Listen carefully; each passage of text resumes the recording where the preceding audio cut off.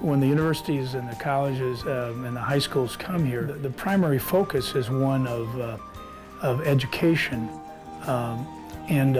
When you listen to these students speak and you listen to the various Jesuits and other members of the campus ministry talk about their experience both in Central America, what they bring back home, what they find in the classroom, and more importantly, what they see in terms of the unjust structures of society, what immediately comes to your mind is that famous letter of Pedro Rupe. Really take a hard look at being agents of change in society, not step down from positions of power, but to take that education, which in many cases can, really put people in positions of authority, to make sure that they take that gift of their education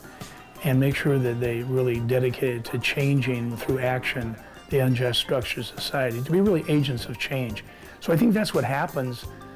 organically and at the Teach-In. It was about 20 years ago that many of us for the first time realized that our country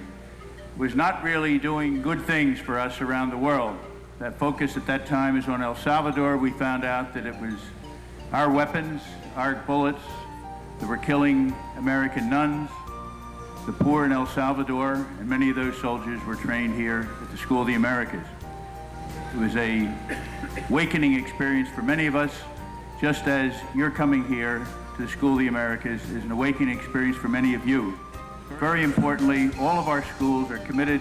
to pursue justice. Father Kolbenbach, the head of the Jesuits in Rome, has challenged us to be in solidarity with the real world, with the millions and billions of people around the world who suffer, who are in poverty, violence. We're supposed to be with them in solidarity.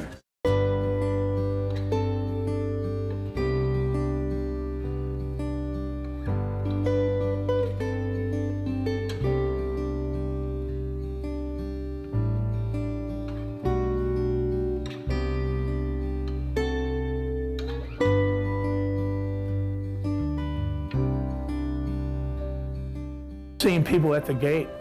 at the protest, and knowing and looking and seeing a hat from Boston College, one from Santa Clara, one from Marquette,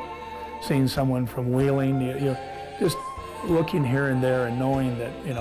then we go to the gate,